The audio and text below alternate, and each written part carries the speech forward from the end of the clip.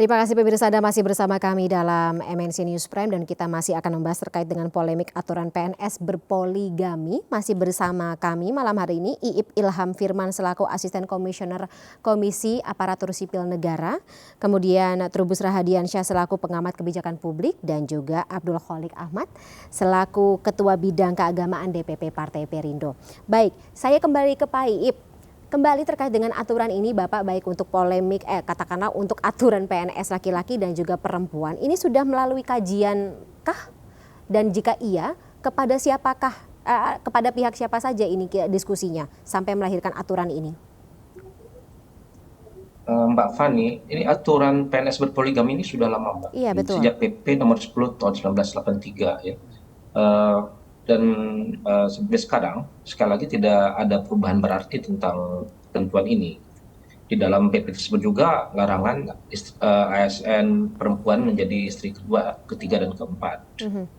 Mengenai bias gender yang disampaikan, sebenarnya dari pemerintah kita sudah melakukan perubahan. Jadi dalam PP nomor 10 tahun 1983 itu ditetapkan bahwa jika ada ASN perempuan atau PNS perempuan yang menjadi istri kedua, ketiga, atau keempat, itu hukumannya adalah diberhentikan tidak dengan hormat. Ya. Tetapi dalam peraturan terbaru dalam PP 94 tahun 2021, jika terjadi pelanggaran tersebut, maka hukumannya adalah salah satu dari hukuman disiplin berat yang ada dalam PP 94 tahun 2021. Jadi tidak berarti harus diberhentikan dengan hormat. Ya. Jadi karena itu harus juga mempertimbangkan aspek-aspek lain yang memungkinkan terjadinya pelanggaran tersebut. Jadi sebenarnya di peraturan baru di PP 94 itu sudah melihat hal-hal lain sehingga tidak berarti harus hukuman diberhentikan tidak dengan hormat. Mengenai penyusunan peraturannya itu biasanya tentu saja dilakukan secara kelembagaan ya, antara Kemenpan RB, kemudian Badan Kepegawaian Negara, kemudian juga Komisi Aparatur Negara dan lain-lain. Pernah ada contohnya Pak Iip? Pernah ada contohnya atau contoh kasus begitu? Contoh kasus untuk ASN poligami. Yang menyalahi aturan ini gitu, atau katakanlah pas ketika implementasinya begitu ternyata memang menyalahi, either tidak minta izin atau diam-diam atau dengan cara atau niat yang salah seperti itu? Mbak Fani, sebenarnya aturan PP nomor 10 tahun 1993 ini menurut kami jika dilaksanakan ini akan sangat selektif ya. Biro SDM itu tidak akan sembarangan untuk memberikan usulan persetujuan untuk ditandangani oleh menteri atau kepala daerah. Dan jika misalnya ini pun ternyata dirasa dirugikan ya, pihak istri merasa dirugikan, mereka dapat mengajukan keberatan ke BPASN, Badan Pertimbangan ASN, atau bahkan mengajukan protes atau penyelidikan kepada Komisi Aparatur Sipil Negara.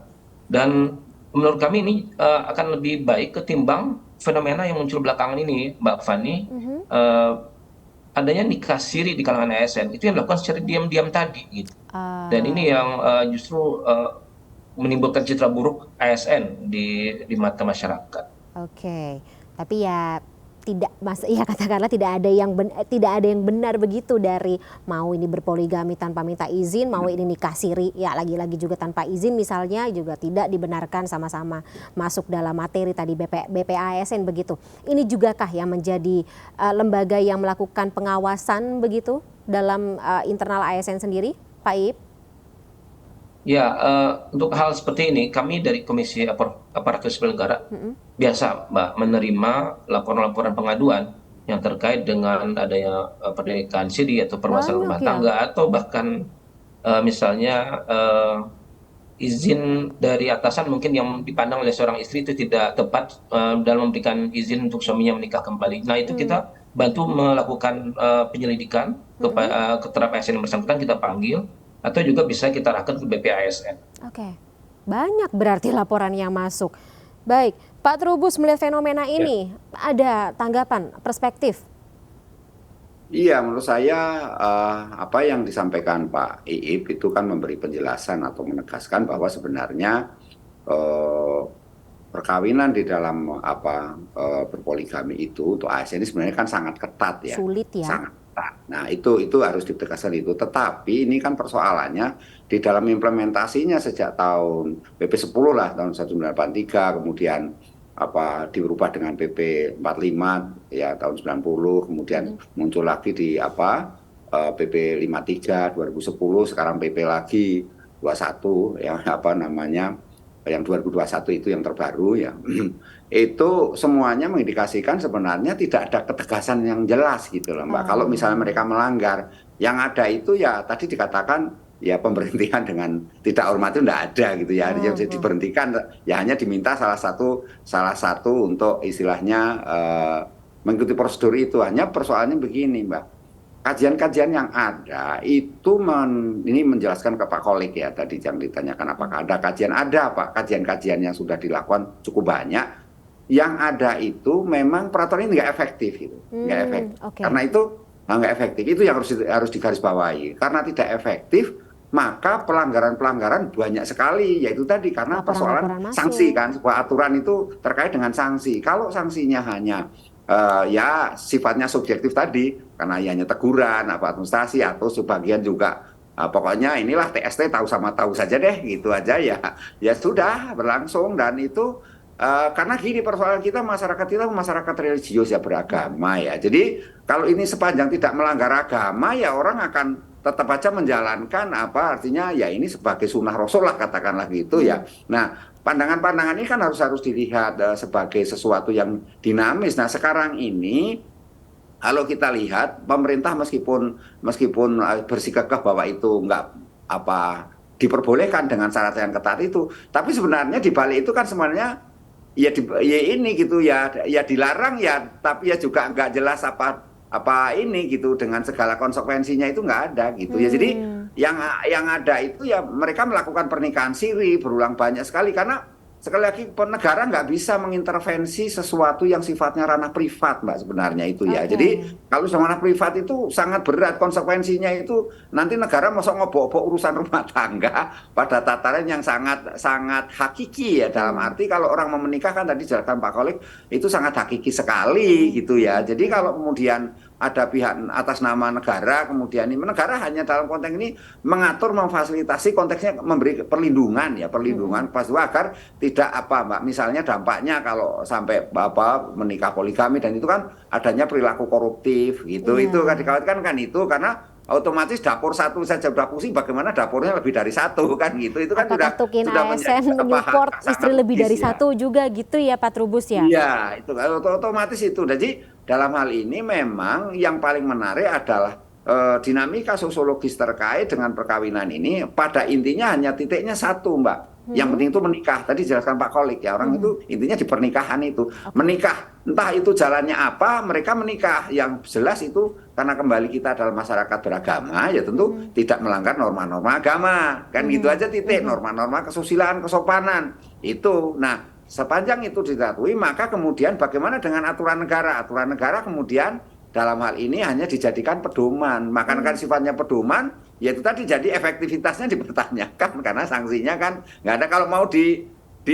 diperketat lagi, nanti ujung-ujungnya timbul gejolak juga, Mbak. Karena kan itu ya urusan yang tadi ranah privat tadi, Mbak, lebih bersifat ya pertimbangannya lebih banyak pertimbangan ini ya. Kemauan diri kan, meskipun juga sudah ada kumulatif dan alternatif sudah dijelaskan juga, tetapi kan kalau kita biasa sosiologis itu ini, Mbak, sesuatu itu perilaku dan itu pilihan, Mbak. Pilihan antara orang-orang berpoligami itu ya pilihan, tidak berpoligami itu juga pilihan. Sekarang kalau negara masuk dalam tataran pilihan hidup itu kan jadi hal sangat melanggar hak asasi manusia juga. Iya, hak asasi manusia, pelanggaran kemana-mana. Jadi tentu Undang-Undang Dasar 45 juga kita mengamanahkan bahwa negara tidak bisa mengintervensi terlalu jauh ke hal-hal yang disebut hak-hak konstitusional warga kan gitu. Itu aja sih. Tapi mungkin masukannya juga bisa menjadi sebuah pertimbangan tersendiri untuk Pak Iip. Sebentar sebelum saya ke Pak Kolik, terkait dengan tadi mungkin sanksi. Ketika kita melihat bagaimana implementasinya ternyata juga banyak friksi, begitu banyak pembelokan. Ini berarti sanksinya selain pengawasan juga harus ditinjau ulang begitu Pak Iip? Ya Mbak Fani, sanksi terhadap ASN yang melakukan pelanggaran PP 10 ini jelas ya di PP 94. Hukumannya sanksi hukuman disiplin berat. Hukuman sanksi berat itu ada 3. Yang pertama itu adalah diturunkan jabatannya satu tingkat lebih rendah selama 12 bulan, atau dibebas tugaskan, atau istilah kita itu non-job, atau yang ketiga diberhentikan. Sanksinya itu jelas. Nah, dan sudah diatur mekanismenya di internal. Kuncinya ada di pejabat pindah kepegawaian, Mbak. Di kepala daerah atau juga di kementerian lembaga. Apakah orang nomor 1 di kementerian lembaga atau di daerah itu berani konsisten untuk menjatuhkan hukuman sanksi disiplin berat kepada ASN yang melakukan pelanggaran tersebut? Jika tidak konsisten, maka yang pihak merasa dirugikan bisa melaporkan baik ke KSN, bisa juga ke BPASN. Dan pejabat tersebutlah yang kena dan harus bertanggung jawab, begitu ya Pak Iip ya? Iya. Baik, Pak Kholik silahkan. Mungkin sekaligus tadi kalau misalnya kita belajar, kalau ada kajian agama begitu yang juga masuk tentunya dalam ranah ini. Ya, dalam perspektif Islam misalnya ya, memang banyak ayat yang terkait dengan bolehnya berpoligami. Tetapi yang perlu dipahami adalah kebolehan berpoligami itu misalnya di salah satu ayat yang menjadi pedoman berpoligami ya, misalnya surat An-Nisa ayat 4 misalnya, ayat 3 ya. Jadi disebutkan bahwa boleh untuk berpoligami 2, 3 atau 4 maksimal. Ya. Tetapi kalau khawatir, takut untuk tidak bisa berbuat adil, maka 1 saja. Ini sih jadi sebenarnya artinya tafsirannya juga ayat ya. ini sebenarnya secara substantif itu membatasi orang untuk tidak lebih dari 1. Karena yang namanya kekhawatiran untuk berbuat adil itu sebenarnya yang menjadi kata kuncinya begitu. Karena adil itu kan tadi sifatnya sangat subjektif gitu. Betul. Oleh karena maka ketika ada peluang untuk berpoligami, tapi kemudian ada juga batasan bahwa kalau takut berbuat tidak adil, maka 1 saja. Itu jadi sih. sebenarnya ayat ini mazhabnya itu mazhab monogami, gitu. Bukan poligami. Dan begitu pun juga sebenarnya yang ada dalam aturan yang sudah termaktub dalam undang-undang perkawinan di negara ini, begitu ya Pak ya? Karena memang persoalan ketidakadilan, persoalan adil dan tidak adil itu sulit untuk bisa diperjelas ya. Tidak bisa implementasinya juga sangat subjektif gitu pada setiap orang gitu. Adil buat yang satu belum tentu juga dirasakan adil buat yang lain.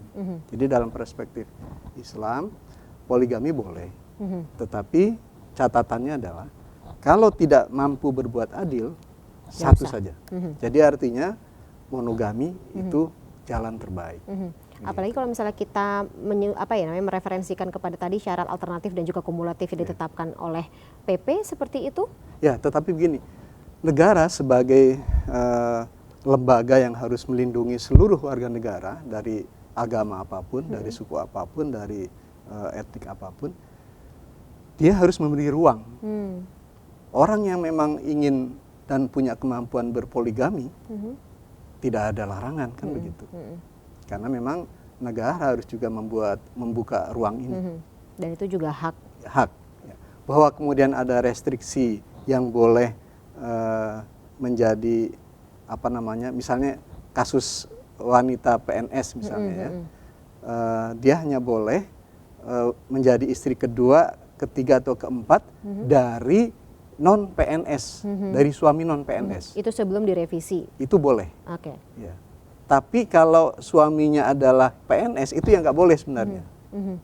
Yang kemudian dipertegas di PP nomor 4590. Gitu ya Pak Ip ya. Tapi kan kalau misalnya di aturan barunya hanya boleh menjadi 1 atau katakanlah dia menjadi istri, diperbaharui di aturan yang baru ini Pak Kholik. Jadi benar-benar cuma 1 saja, tidak boleh jadi istri kedua, ketiga dan keempat untuk siapapun. Boleh. Boleh, tapi bukan suami yang PNS. Oke. Gitu. Mungkin Pak Ip bisa memperjelas ya. Monggo Pak Ip, gimana untuk aturan PNS perempuan ini juga banyak tafsirannya? Aturan ASN perempuan, PNS perempuan itu jelas dia hanya boleh menjadi istri pertama. Untuk siapapun? Untuk siapapun. Oh, begitu Pak Kholik. Monggo. Iya. Lagi ada revisi, ada peraturan yang kayak kalau misalnya saya sebagai perempuan sih melihatnya ini sedikit harus ada penjelasan begitu supaya tidak multitafsir, supaya tidak berasumsi. Karena memang pada PP sebelumnya, PP 1083 itu kan masih bisa dimungkinkan ya. Yang lebih dari 2 apa menjadi istri kedua dan seterusnya, meskipun sama-sama PNS. Lalu ada revisi kan gitu ya. Nah, hemat saya memang seluruh aturan main itu di samping ada ruang kebebasan, tetapi juga ada restriksi-restriksi yang harus dipahami oleh kita semua. Gitu. Nggak bisa digebyah-uyah kalau Betul. katanya orang Jawa. Selalu ada pengecualian. Oke. Gitu. Nah, pengecualian-pengecualian ini tentu harus atas dasar kajian. Harus ada atas dasar kajian. Nah, terkait dengan regulasi ini, apalagi ini PP ya, ini kan sifatnya aturan pelaksana dari undang-undang. Sekarang itu setelah lahirnya undang-undang tentang ketentuan perundang-undangan, itu kan setiap rancangan undang-undang itu harus disertai dengan naskah akademik. Oke. Mungkin dulu pada saat undang-undang induk dari turunannya PP 1083 belum ada yang namanya naskah akademiknya kan gitu. Undang-undang 174 kan nggak ada naskah akademiknya. Sementara ini terutama ketika kita bicara mengenai aturan pemerintah dan juga bicara mengenai pegawai pemerintah gitu ya. Ini tentu harus membutuhkan sebuah kajian yang lebih mendalam, gitu. Tidak hanya secara akademik, kemudian juga sosiologis, tapi juga agama dan medis. Kalau misalnya kita tadi bicara mengenai ada situasi medis ya. Karena biasanya regulasi yang kita lakukan misalnya, kita buat, misalnya undang-undang di DPR katakan begitu ya, itu kan selalu ada naskah akademik yang melatar belakangi. Nah, dalam naskah akademik itu ada tinjauan-tinjauan sosiologisnya, tinjauan filosofisnya, tinjauan yuridisnya. Gitu. Oh iya, tentu. Jadi, karena tinjauan-tinjauan ini itu yang membuat sebuah undang-undang dipandang sebagai sesuatu yang komprehensif. Baik, kita dapat poinnya sih Pak Kholik, dan tentunya ini juga lagi-lagi sebenarnya sayang sekali karena pihak BKN tidak bisa bergabung bersama kita malam hari ini. Kita juga butuh insight daripada mereka terkait dengan aturan yang cukup membuat banyak pertanyaan ini, tapi kita harapkan ujung-ujungnya tentu saja tidak akan berpengaruh begitu pada profesionalitas dan juga kinerja dari para aparatur sipil negara, karena tadi seperti kata Pak Iip diharapkan bisa menjadi sebuah role model bagi masyarakat. Sebelumnya saya mengucapkan terima kasih kepada Pak Iip dan juga Pak Trubus serta Pak Kholik atas waktunya bersama kami dalam MNC News Prime malam hari ini. Sehat-sehat selalu Bapak-Bapak, kita jumpa lagi lain kesempatan. Sampai jumpa, Assalamualaikum warahmatullahi wabarakatuh. Waalaikumsalam warahmatullahi wabarakatuh. Terima kasih. Terima kasih Pak Trubus.